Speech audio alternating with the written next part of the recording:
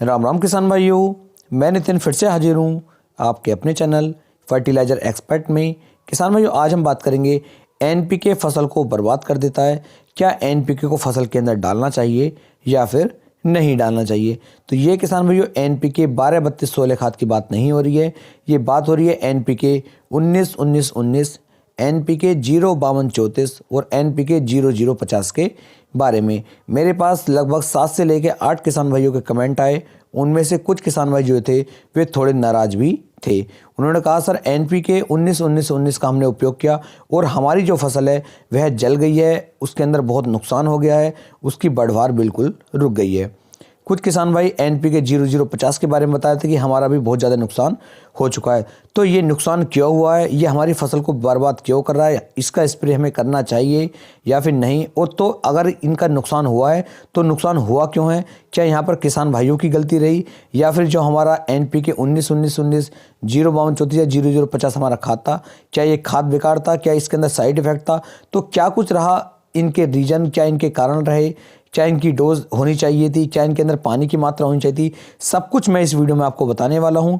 तो वीडियो को आप अंत तक देखें, पूरा देखें, जिससे कि किसान भाइयों आगे चल के आपकी फसल के अंदर किसी भी तरह का कोई नुकसान देखने को ना मिल सके। क्योंकि थोड़ी बहुत गलती हम भी करते हैं और थोड़ी बहुत गलती खाद की भी होती है और उसके बाद किसान भाइयों हमें बहुत ज़्यादा नुकसान देखने को मिल जाता है। क्योंकि टोटल नुकसान जो होगा वो सिर्फ किसानों का होगा और किसी का कोई भी नुकसान देखने को नहीं मिलता है। तो किसान भाइयों इस वीडियो को अंत तक देखते रहें, बहुत ही बारीकी के साथ अच्छी जानकारी मैं आपको देने की कोशिश करूँगा। यदि वीडियो थोड़ी सी भी पसंद आए तो नीचे कमेंट सेक्शन में ज़रूर बताइएगा कि वीडियो के अंदर आपको सबसे अच्छा क्या लगा। तो चलिए शुरू कर लेते हैं। यदि अभी तक आपने चैनल को सब्सक्राइब नहीं किया है तो चैनल को सब्सक्राइब करें, जिससे कि आने वाली वीडियो की नोटिफिकेशन आप सभी प्यारे किसान भाइयों को मिल सके। किसान भाइयों यहाँ पर जो हमारा एनपीके 19-19-19 है, इसके अंदर नाइट्रोजन 19, फास्फोरस 19 और पोटास की मात्रा 19% दी गई होती है। इसका जो उपयोग ज़्यादातर किसान भाई करते हैं वो जो हमारे शुरुआती दिन होते हैं, लगभग 30 से लेके 45 दिन की अवस्था जब हमारी फसल की होती है, उस समय पर एनपीके 19-19-19 का उपयोग किया जाता है।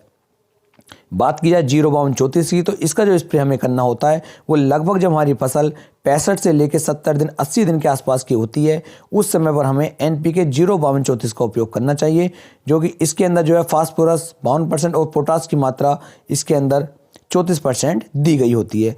तीसरा आता है किसान भाइयों एनपीके 0-0-50, जिसके अंदर सिर्फ हमें पोटास की मात्रा दी जाती है जो कि 50% के रूप में होती है। और इसका उपयोग हमें जब हमारी फसलों के अंदर फल और फूल बनने शुरू होते हैं उससे पहले इसका उपयोग हमें करना होता है।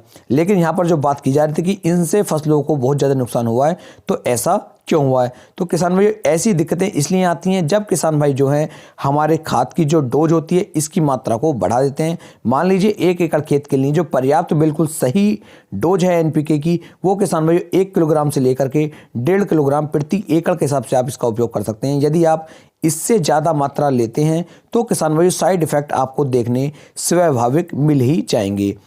यदि गन्ने की फसल है, बड़ी फसल है, हार्ड फसल है, उसके अंदर किसान भाई आप 2 किलोग्राम प्रति एकड़ के हिसाब से स्प्रे कर सकते हैं। लेकिन यदि आपकी हल्की फसल है, सब्जी वर्गीय फसल है या फिर आपकी कोई और अन्य छोटी फसल है, उसके अंदर यदि किसान भाइयों आप 2 किलोग्राम प्रति एकड़ के हिसाब से एनपीके का स्प्रे करेंगे तो आपकी फसल स्वाभाविक जलेगी और उसके अंदर सिर्फ आपको नुकसान ही देखने को मिलेगा। क्योंकि इसकी जो बिल्कुल सही डोज है वो 1 किलोग्राम प्रति एकड़ के हिसाब से देखी जाती है छोटी फसलों में। यदि बड़ी फसल है तो आप 1.5 किलोग्राम से लेकर के 2 किलोग्राम तक भी इसका उपयोग कर सकते हैं। लेकिन किसान भाइयों 2 किलोग्राम की मात्रा फिर भी मेरे हिसाब से थोड़ी ज़्यादा ही रहती है। तो आप हमेशा कोशिश करें 1 से लेकर 1.5 किलोग्राम प्रति एकड़ के हिसाब से आपको मात्रा लेनी चाहिए। आपकी फसल पर कोई भी साइड इफेक्ट देखने को नहीं मिलेगा, सिर्फ आपको फायदे ही देखने को मिलेंगे। दूसरा किसान भाइयों पानी, जो पानी की मात्रा आप रखते हैं, पानी की मात्रा बिल्कुल भी कम ना रखें।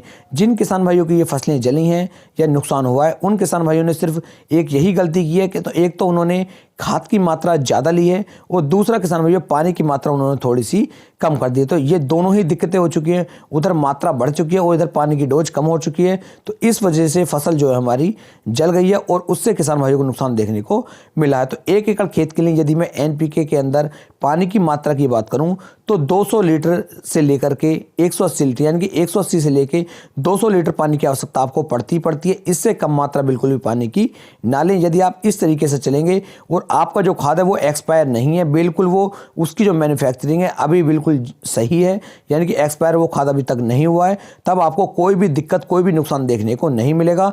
तो सबसे पहले खाद खरीदते वक्त आपको ध्यान देना है कि आपका जो खाद है वो अभी एक्सपायर तो नहीं हुआ है। दूसरा किसान भाइयों, मात्रा बिल्कुल भी खाद की ज़्यादा ना लें, 1 से लेकर 1.5 किलोग्राम प्रति एकड़ के हिसाब से आप मात्रा लें और पानी की मात्रा 180 से 200 लीटर लें।